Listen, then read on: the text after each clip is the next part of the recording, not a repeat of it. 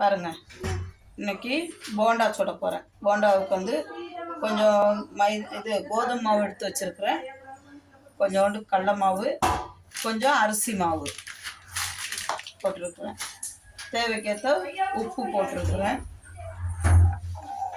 அப்புறம் வந்து கொஞ்சம் பெருங்காயத்தூளும் போட்டிருக்கிறேன். இது வந்து வெங்காயம், கொத்தமல்லி தழை, இஞ்சி பூண்டு பேஸ்ட்டு. இன்றைக்கி போண்டா சுட போகிறேன். இந்த மாவில் உப்பு, மிளகாத்தூள், கொஞ்சோண்டு மஞ்சத்தூள், பெருங்காயத்தூள் போட்டு மிக்ஸ் பண்ணி வச்சுருக்கிறேன். இப்போ நான் இதை போட்டு பிசையணும். இதுலேயே இஞ்சியும் போட்டாச்சு.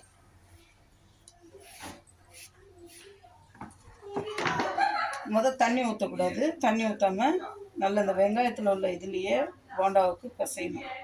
அப்போ தான் வந்து அந்த நமக்கு ருசி கொடுக்கும், எண்ணெய் இழுக்காது.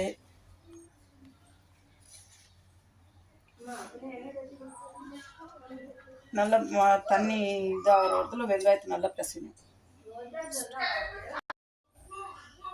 இப்போ இங்கே பாருங்கள், நல்ல வெங்காயத்தில் உள்ள இதுலேயே மாவு நல்லா பிசைஞ்சிருக்கிறேன். இப்போ கொஞ்சம் தண்ணி ஊற்றணும், ஏன்னா இதுக்கு சோடாலாம் போடுறதில்ல, பிள்ளைங்கெல்லாம் சாப்பிட்றது.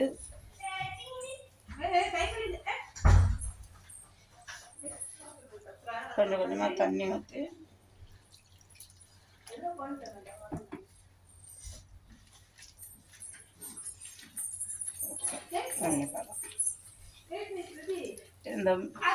இந்த போண்டா வந்து நவரத்தின போண்டானுவாங்க. இது வந்து என்னென்னா, இதில் கோதுமை மாவு இருக்குது, கடலை மாவு இருக்குது, அரிசி மாவு இருக்குது, அப்புறம் பெருங்காயத்தூள், மஞ்சத்தூள், உப்பு, வெங்காயத்தை போட்டு நல்லா பிசைஞ்சு எடுத்துட்டு தான் அப்புறம்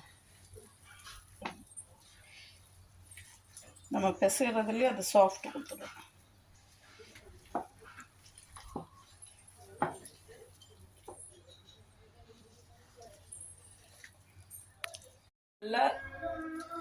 நல்லா இந்த பக்குவத்துக்கு பிசைஞ்சு எடுத்துட்டேன்.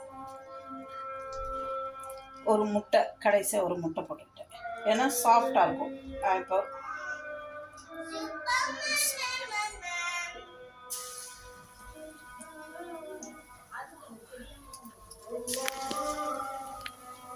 இப்போ சூப்பராக இருக்கும். நல்லா கெச்சப் கூட வச்சு பிள்ளைங்க சாப்பிட்டா. ஏன்னா இதில் அரிசி மாவு இருக்குது, கோதுமை மாவு இருக்குது,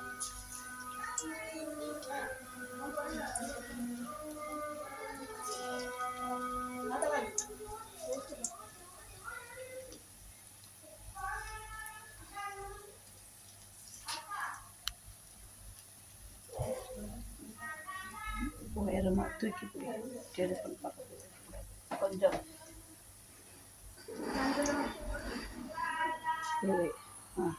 கொஞ்சம் பெருசாக காட்டிக்கணும்ல. பாருங்கள், இப்போ போட்டிருக்குறேன். இப்போ நான் பரட்டி விட்டுருக்குறேன். இப்போ செவக்க விட்டு எடுக்கணும், அவ்வளோதான். இது நல்லா கிறிஸ்பியாகவும் இருக்கும், சாஃப்டாக இருக்கும். உள்ளுக்கு மேலே பார்த்தா தான் கிறிஸ்பியாக இருக்கும், ஏன்னா கொஞ்சம் அரிசி மாவு போட்டிருக்குறோம். நல்லாயிருக்கும், போண்டா நல்லா ஸ்மெல்லாக இருக்கும்.